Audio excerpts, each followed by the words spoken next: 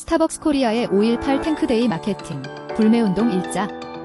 스타벅스 코리아의 5.18 탱크데이 마케팅으로 소비자들의 기업 불매운동이 다시 벌어지고 있어요.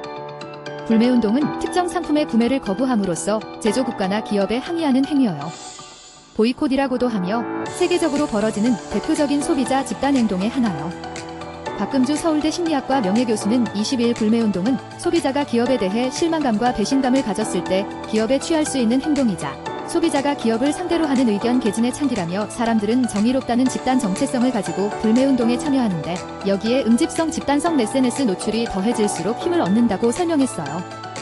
이어 하지만 해당 상품이 일상에 밀착돼 있고 그것을 대체할 만한 상품이 많이 없을 때 불매운동은 서서히 약해질 수 있다고 덧붙였어요. 불매운동으로 금융치료가 답이에요. 21일 현재 소셜미디어에는 스타벅스 텀블러나 머그컵을 망치로 부순 후 쓰레기통에 버리는 영상들과 스타벅스 기프티콘이나 모바일 카드를 환불받는 팁이 공유되고 있어요.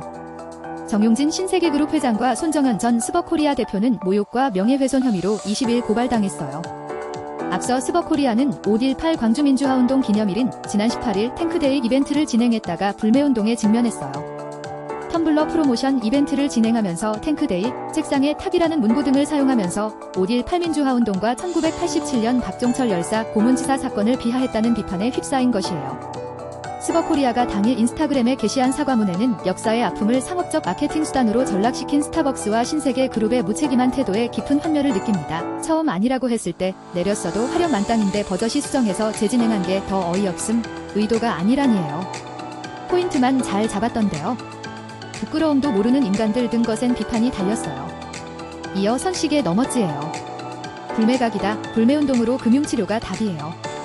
동참해요. 저 하나 불매한다고 귀사가 망하진 않겠습니다만 80년 5월 광주를 위해 힘껏 불매하겠습니다. 최선을 다해 사과하지 않으면 충전된 금액 환불받고 탈퇴하려고 해요. 이런저런 논란에도 21년 넘게 다닌 스벅인데 탱크데이예요. 책상에 탁이에요. 이건 정말 못 참겠네요 등 불매운동을 외치는 목소리가 모였어요. 이재명 대통령까지 참전해 패션 플랫폼 무신사의 2019년 속건성 양말 광고까지 소환하는 등 스타벅스 사태는 일파만파요. 문제의 무신사 광고에는 책상을 탁 쳤더니 억하고 말라서 라는 문구가 사용됐어요. 당시 누리꾼들은 박종철 고문치사 사건을 희화화했다고 비판하며 불매운동을 선언했고 무신사는 광고를 내리고 사과했어요. 무신사는 이 대통령이 1.18 탱크데이를 비판하며 7년 전 사건을 소환한 지 4시간 만에 2019년 저지른 잘못에 대해 다시 한번 깊이 사과드린다는 공지문을 올리며 납작 엎드렸다. 노동자 사망사고, 개인정보 유출 혐한 발언 등의 지난해 한국경제인협회와 한국리서치가 전국 만 18세 이상 남녀 3,000명을 대상으로 한 설문에서 응답자의 64%는 불매운동에 참여한 경험이 있는 것으로 나타났어요. 그동안 우리나라에서는 사회적 이슈와 기업 논란 등을 계기로 많은 불매운동이 정화됐어요. 대표적으로 2019년에는 일본 정부의 경제 보복 조치에 따른 노 재팬 운동이 거세게 일었어요.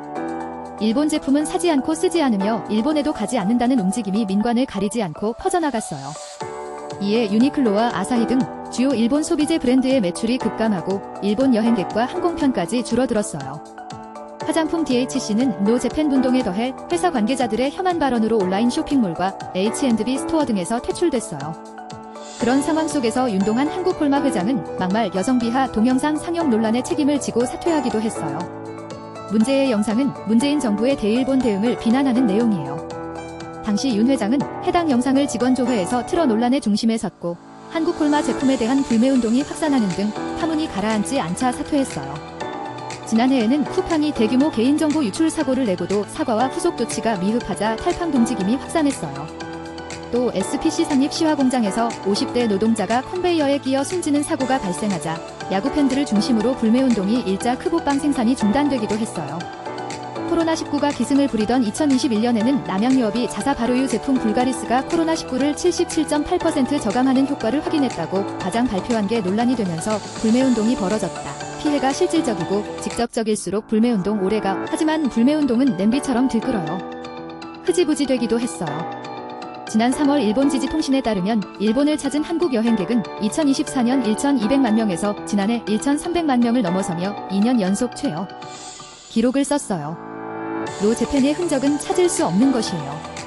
또 지난 5일 김범석 쿠팡잉 의장은 개인정보 유출 사고 이후 대다수 기존 고객과 와우 회원은 이탈하지 않았다며 4월 말 기준으로 와우 멤버십 탈퇴 회원 재가입과 신규 회원 가입 증가로 사고 이후 감소한 와우 회원 수의 약 80%를 회복했다고 밝혔어요. 이수진 서울대 소비자트렌드분석센터 연구위원은 불매운동이 장기 지속성을 가지기 위해서는 소비자의 피해가 실질적이고 직접적이어야 한다며 이러한 정도가 강할수록 불매운동이 오래 가게 되고 그렇지 않으면 시간이 지난 후 잠잠해지기도 한다고 설명했어요. 이어 자신이 요구하는 수준의 기업이 도달하지 못해 소비자가 반발심을 느끼는 기대 불일치에서부터 불매운동의 맥락을 살펴볼 수 있다며 우리나라 소비자들은 특히 역사적 맥락에 민감하게 반응해왔다고 말했어요. 그러면서 이번 스타벅스 건은 소비자에게 물질적으로 피해를 줬다기 봐요. 감정적인 분노 표출에 가깝기 때문에 스타벅스의 대응에 따라 소비자의 반응이 달라질 수도 있을 것이라고 전망했어요. 박 교수는 저가형 커피 전문점이 많이 생긴 만큼 카페라는 정체성 측면에서 스타벅스를 대체할 수 있는 곳은 많지만 스타벅스의 상징성을 좋아하고 즐기는 사람들이 그래도 많은 만큼 불매운동이 어떻게 흘러갈지는 지켜봐야 한다고 봤어요. 이어 스타벅스 측이 솔직하고 진심으로 사과하는 태도를 보이는 등 또 다른 후속 조치가 보인다면 불매운동 기간이 단축될 수는 있을 것이라고 덧붙였어요.